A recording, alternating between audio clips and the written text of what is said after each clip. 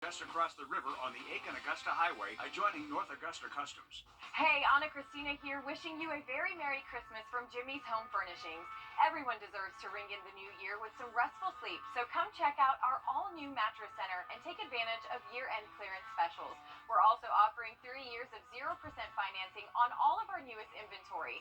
Jimmy and his son Alex want to thank you for your continued support and wish you a happy holiday season. Located just 2 miles off exit 190 in Grovetown, Jimmy's Home Furnishings, where it feels like home. iPhone 15 by Hobbytown Augusta. Whether you're a farmer, hunter, weekend warrior, or if your business has a fleet of trucks, North Augusta Customs is your authority on truck accessories and your exclusive dealer for spray-on bed liners and accessories by Linex. Located just across the river on the Aiken-Augusta Highway. From our family to yours, Merry Christmas and Happy Holidays. You're watching News 12 live at 5. Continues. They really want just answers. Find their daughter. That's all they're asking. That's what many of these families continue to ask. Just find my child. We're learning more about a missing mom as her family takes matters into their own hands. 30-year-old Jamila Smith was last heard from 10 days ago on December 2nd, calling 911. Smith told the operator she was running from her ex-boyfriend. Moments later, there was a man's voice, a horn honking, and the call ended. Daniel Harmon is in jail tonight on kidnapping and domestic violence charges, but there is still no sign of Jamila tonight. And Hallie Turner is live in our newsroom. And Hallie, her family is in town from all over, and they've hired an investigator. Yeah, the family is looking to private investigator Chandra Cleveland to be their voice while they physically cannot speak because the pain is just too much. Investigator Cleveland describes Jamila as someone who is a wonderful daughter, mother, and friend. She adores her 2 young sons and is a big family person. Her absence over the last 10 days has created a pain her family never knew could exist. Cleveland says the family came from several different states to search for Jamila, and they do not even know where to begin, so they're calling on the community. They really want this community to know, speak up if you know something. They feel that someone within this area knows something. Speak up. You can remain anonymous. We just want to bring Jamila home. We want her back home with her children and her family because this is something that she did not deserve. Now, coming up all new tonight on News 12 at 6 o'clock, Investigator Cleveland shares more of the family's moments leading up to the day Jamila disappeared. All right, thanks, Hallie. We know her children miss her. Her family misses her. This just so difficult for so many. And we know those investigators are working very hard around the clock to try to bring her home, hopefully. Of course, these families need some closure, so hopefully they can get that soon. Thanks, Hallie. Well, today we continue. It's going to be our next chance for rain. We'll have a look at that in just about 10 minutes. All right, thank you, Riley. Greenbrier's flag football team making us all proud today by taking home the state championship in Atlanta. Our sports director, Dan Booth, was there as the Wolfpack made history. This year is filled with a lot of firsts. This is the first time the GHSA is hosting their state championships in football right here at the Benz. And this is also the first time that Greenbrier had the opportunity to win a state championship in girls flag football, which is exactly what they did. With their first state championship in program history in their sights, the Wolfpack hit the turf at the Benz to face a tough Lithia Springs team. Both of these teams found the end zone early on, but after that it was all defense, setting up for an exciting fourth quarter. Despite leaving the game with an injury early on, nothing was going to keep Maggie Pangle from finishing this game. She delivered big time by making this incredible contested catch that went on to be the game-winning touchdown. Greenbrier goes to Atlanta and gets the job done, 14-6, becoming the first girls flag football team in the CSRA to win a state championship. I'm just so thankful for this opportunity, and I couldn't have done it without Kinsey, my quarterback, puts it perfectly in my hands. I don't even have to do much. And, I'm just so thankful, and it feels great. Some of our elementary and middle school kids were even watching us at school today. Hopefully we have some little girls that are dreaming about being football players one day, and that's pretty cool. Our Under the Lights coverage of the GHSA Football State Championships will continue on News 12 at 6 o'clock as I keep on breaking down Greenbrier's historic victory and what winning state could mean for the future of girls flag football across the state of Georgia. Reporting from Mercedes-Benz Stadium in Atlanta, Dan Booth on your side. And I hope something like this just continues to grow. It is so awesome to see that, especially their first state title, too. Well, and then you usually hear about football and you think of it as a male sport. Then girls are starting to break into it as kickers playing on boys' teams. But now there are girls' teams that can compete. And I mean, 10 years ago, this never would have even been something we're talking about. And now we could perhaps have a whole new generation of girls getting into this entirely new sport for them. And they're ballers, too. Saw some of the highlights. They are very good. Yeah. It's really awesome that they were able to do that. They got a great welcome home there at Greenbrier High School, as we saw in the last half hour, too.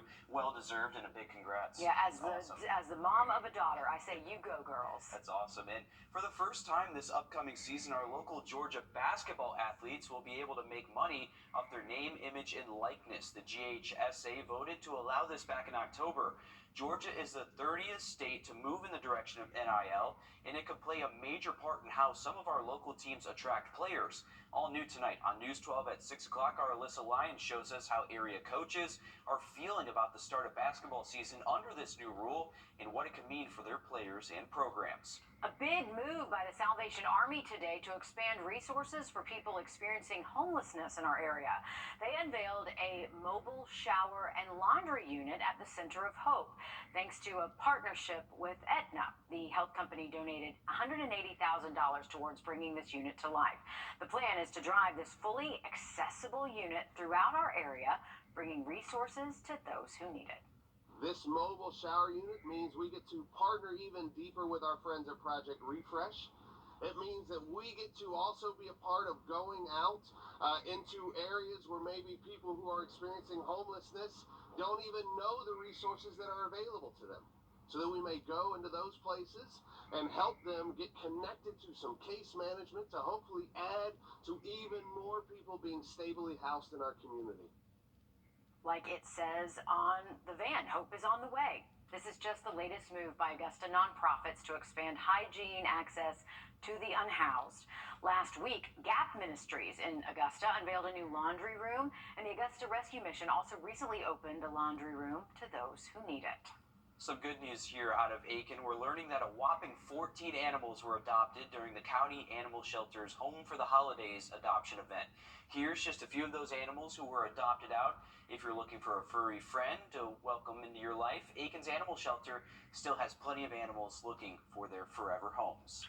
State officials are considering a change that would mean fewer staff members responsible for more memory care patients. Our State House reporter Abby Casoris has the debate between caregivers in Georgia and the change that could affect your loved ones.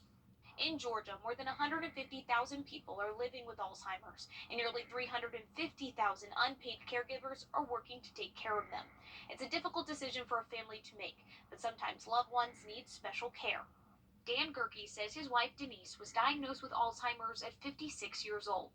4 years later, he decided to send her to one of the state's 81 personal care homes, advertising 24-hour oversight and specialty care for people living with dementia. People in memory care, the residents, they don't want to be there in the first place. Just because they're in a cloud of dementia or Alzheimer's doesn't mean they have lost their cleverness. They will still figure out ways to get out and wander.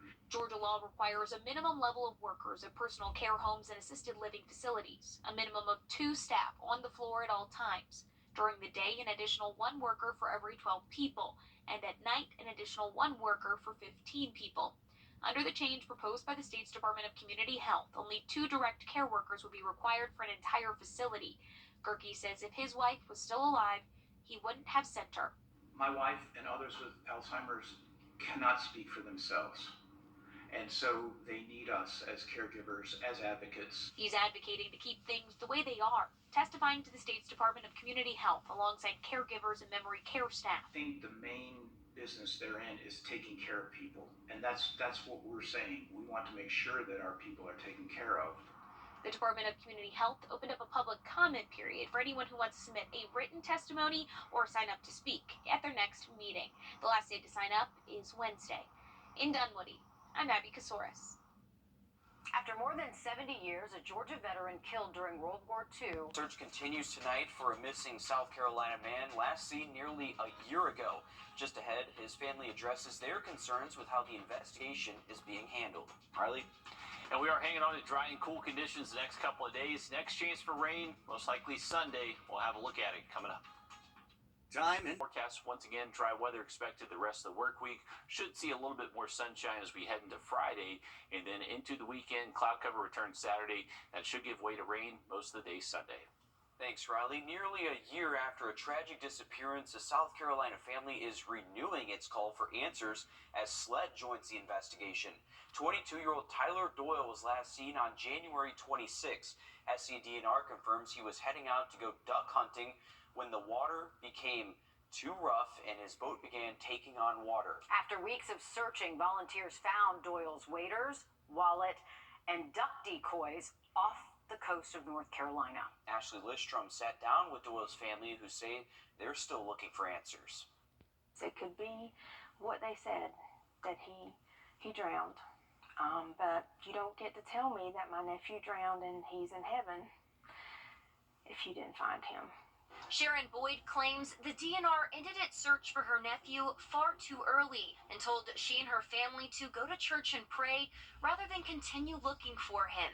The agency says 22-year-old Doyle vanished nearly a year ago when his boat drifted out into the rough Atlantic waters while he and a friend were out duck hunting. The pair had been carrying guns with them, leaving some family members to speculate the DNR's story and push them for an even deeper investigation.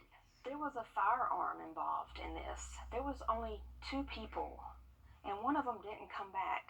I'm told that investigation could involve retrieving Doyle and friends' phone records, but the clock may be ticking for authorities to make a discovery. You know, there's certain things that do disappear after a year with technology. Doyle's family tells me they won't stop pushing and putting pressure on authorities as they prepare to spend their first ever holiday season without Tyler. Thinking of never being able to talk to him again is the most hard thing I could even imagine.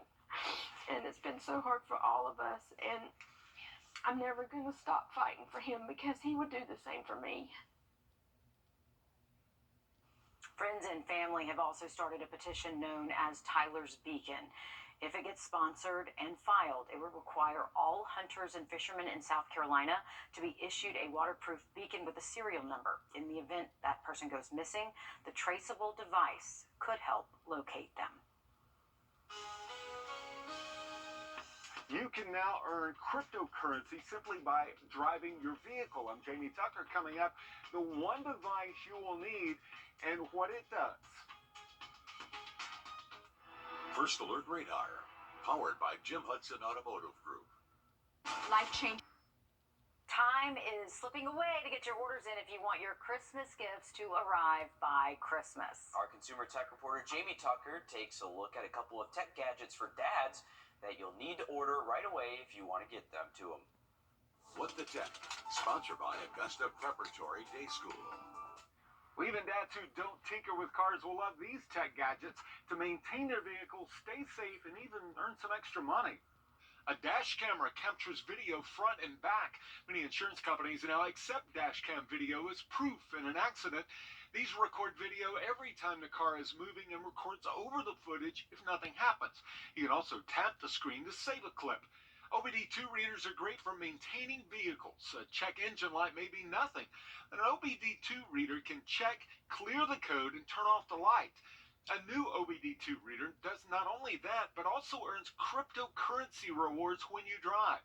The Demo plugs into the OBD2 port under the driver's dash and collects data which can be viewed in the Demo app.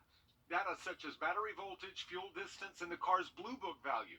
You also earn cryptocurrency rewards called DEMO tokens for every mile you drive. After 1,700 miles, this vehicle earned 346 DEMO tokens, and a token currently is around 20 cents. They are added to a crypto wallet each week. Now, how does DEMO earn its money? According to its website, users agree to share data from their vehicles. Third-party companies such as manufacturers of parts and components pay DEMO for the data it collects in order to see how those parts perform over time. Insurance companies may pay DEMO for data as well. OBD2 readers start at around $40. The DEMO device is $300, but I found if you don't mind sharing your data from your vehicle with these third-party and insurance companies, you can make around $60 for every 2,000 miles you drive. That's What the Tech. I'm Jamie Tucker. All right, thank you for that, Jamie. We do have the Dugout Theater movie night tonight at SRP Park. They're going to be showing Christmas Vacation. That movie's going to start at 6:45, so still plenty of time to get out there. Grab the jacket. It's going to be chilly. Temps in the 40s and 30s for us. We'll have another look at that 7-day forecast just after the break. Don't ignore the sign on Ramjack Foundation Repair. All right, welcome back, folks. So we're taking a live look at SRP Park, and you can see they're getting ready for Dugout Theater movie night. So they're actually going to be showing Christmas Vacation starting at 6:45. They just opened up the gates, so we have a couple of early birds here in left field, but still plenty of space to head out there, and you still have about an hour before movie time does start. So it should be a great time out there. They're going to have Augie and guest appearance from Santa out there later this evening. Great. Make sure you're grabbing the blankets and multiple layers. We are going to see some pretty chilly temperatures, 40s and 30s through the rest of this evening. By the time we get to daybreak tomorrow morning, I would imagine most spots are close to 30 degrees. So another night back below freezing heading into tomorrow morning. If you're heading out to Clarksville Lake the next couple of afternoons, that is going to be chilly. High temps only in the 50s there over the next couple of days. Lake temps right now currently being reported around 57 near Plum Branch Yacht Club. And lake levels are still close to 8 feet below full pool. So definitely some lower lake levels. If you're going to be boating, make sure you are staying safe out there with those shallow water hazards. Once we get into the weekend, that's when our next chance for rain does move in, most likely on Sunday. So for weekend plans, try to get them in on Saturday. Right now, it looks like a system could move through Sunday and not get out of here until early next week. All right, thanks, Riley. Stick with us. We have more news, weather, and sports coming up after a short break on News 12 at 6 o'clock.